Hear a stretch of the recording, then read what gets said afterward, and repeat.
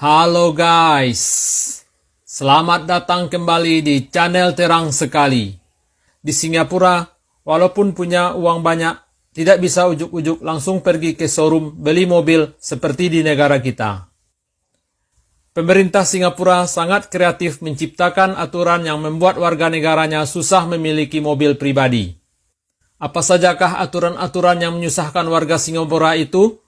Berikut uraiannya. Nomor 1.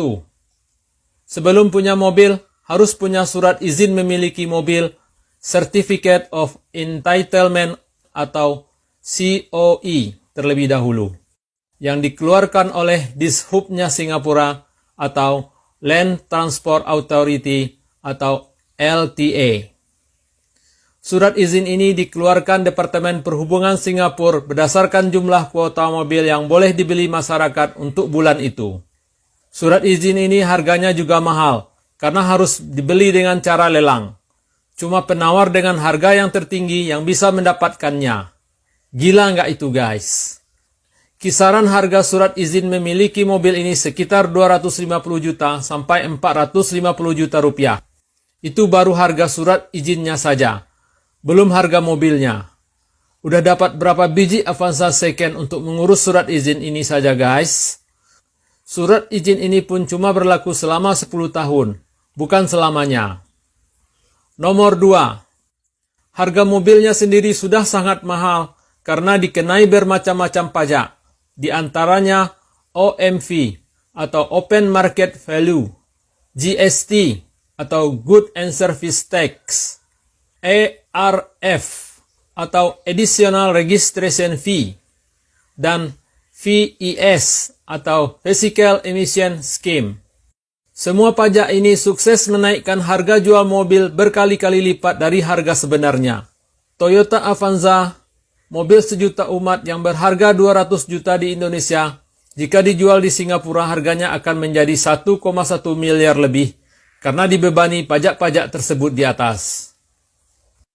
Nomor 3. Pemilik kendaraan di Singapura wajib memiliki asuransi. Pemilik kendaraan di Singapura wajib memiliki asuransi. Ini adalah undang-undang, bukan pilihan. Asuransi itulah yang akan mengcover kematian atau luka-luka akibat kecelakaan saat berkendara. Ditambah dengan asuransi untuk kerusakan kendaraan. Jika tidak memiliki asuransi, akan didenda $1.000 atau 10 juta rupiah, atau penjara selama 3 bulan, ditambah pencabutan SIM. Misalnya terjadi kecelakaan, dan itu bukan kesalahan kita. Kita tidak perlu membayar apapun. Tetapi jika itu adalah kesalahan kita, kita harus membayar jumlah yang ditentukan dalam polis asuransi mulai dari 5 juta hingga 31 juta rupiah. Di samping membayar itu, kita juga harus membayar biaya perbaikan. Inilah sebabnya mengapa pemilik mobil di Singapura kebanyakan memiliki kamera perekam di mobil masing-masing. Hasil rekaman ini nanti bisa dijadikan barang bukti jika tidak ada saksi di saat terjadi kecelakaan. Nomor 4. Harga dan pajak BBM mahal. Kalau di Indonesia BBM masih disubsidi oleh pemerintah, di Singapura jangan harap seperti itu. Di Singapura pajak BBM malah dibebankan kepada pembeli. Pajaknya sekitar 2-4 ribu rupiah untuk 1 liter BBM, tergantung jenisnya. Itu baru pajaknya saja ya, belum termasuk harga BBM-nya. Ada 5 perusahaan penyedia bahan bakar di Singapura, yaitu Shell, Caltex, Esso, SPC, dan Sinopec. Harga 1 liter Shell V-Power di Singapura sekitar Rp29.000, sedangkan di Indonesia harganya cuma 10 ribuan. Agar pemerintah Singapura tidak kehilangan pajak, pemilik kendaraan di Singapura tidak boleh membeli bahan bakar mobil di luar Singapura. Saat akan keluar Singapura menggunakan mobil, diharuskan mengisi bensin terlebih dahulu. Misalnya kalau mau ke Malaysia menggunakan mobil lewat jalur darat, level bensin minimal harus 3/4 tangki saat di perbatasan. Di bawah itu akan kena denda 5 juta rupiah. Nomor 5. Pajak jalan raya. Pemilik mobil Singapura harus membayar pajak jalan raya tahunan. Besarnya pajak tergantung dari cc mobil yang dimiliki.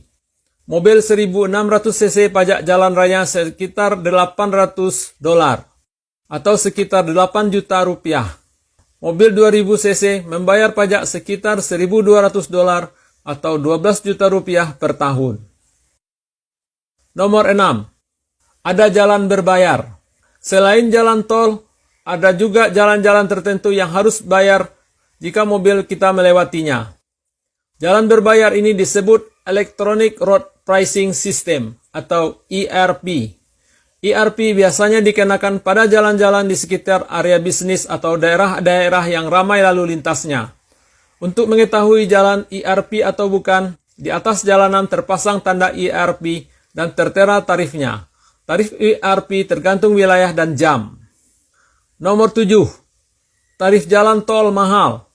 Jalan tol atau expressway di Singapura sama dengan di Indonesia, berupa jalan bebas hambatan dan biasanya panjang. Kita bisa memacu kendaraan lebih cepat.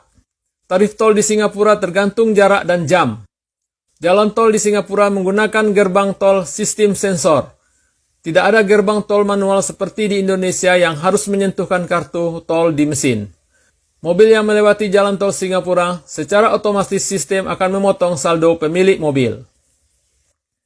Nomor 8. SIM mahal dan sulit didapat. Proses pembuatan SIM bisa memakan waktu berbulan-bulan dan biayanya mahal, sekitar $2.500 atau 25 juta rupiah. Dimulai dari pendaftaran, sekolah mengemudi, tes tulis, dan tes praktek. Meski sudah melalui proses berbulan-bulan, tidak ada jaminan SIM akan disetujui. Di Singapura tidak ada calo yang bisa dimintai tolong menguruskan SIM tembak. Nomor 9. Tarif parkir mahal. Tarif parkir di Singapura selama 30 menit umumnya sekitar $1.50 atau Rp15.000 atau sejam $3 atau Rp30.000. Tarif ini bisa lebih mahal tergantung tempat dan waktu. Selain harus bayar parkir di tempat-tempat umum, pemilik kendaraan juga harus bayar parkir bulanan di tempat tinggalnya. Tempat tinggal di Singapura umumnya berbentuk apartemen, sehingga pemilik mobil atau motor harus membayar parkir bulanan di basement atau gedung parkir. Jangan coba-coba parkir di pinggir jalan, apalagi di depan rumah orang. Nomor 10. Mobil keluar dengan sistem hari. Di Singapura, mobil keluar berdasarkan sistem hari. Ada 3 kategori mobil, yaitu normal car, off-peak car, dan weekend car. Normal car, yaitu mobil-mobil yang memiliki izin keluar setiap hari tanpa batasan tertentu. Off-peak car adalah mobil yang hanya bisa keluar saat bukan jam sibuk, yaitu sebelum jam 7 pagi dan setelah jam 7 malam pada hari kerja. Sebelum jam 7 pagi dan setelah jam 3 sore pada hari Sabtu, Minggu, dan hari libur nasional. Weekend car adalah mobil-mobil yang keluar saat weekend saja. Off-peak car dan weekend car membayar pajak jalan raya lebih rendah dari normal car. Peraturan ini sudah ada sejak tahun 1994. Normal car memiliki plat nomor berwarna hitam atau putih. Sedangkan off-peak car dan weekend car memiliki plat nomor dengan dasar merah dan angka berwarna putih. Pelanggaran terhadap peraturan ini akan didenda sebesar $5.000 sampai dengan $10.000 atau antara 50 sampai 100 juta rupiah. Semua peraturan ini sengaja dibuat pemerintah Singapura untuk membatasi warganya memiliki kendaraan pribadi. Hanya orang-orang yang betul-betul kaya, tajir melintir yang sanggup memiliki mobil pribadi. Tujuannya agar negeri Singapura yang mungil itu tidak penuh sesak oleh kendaraan.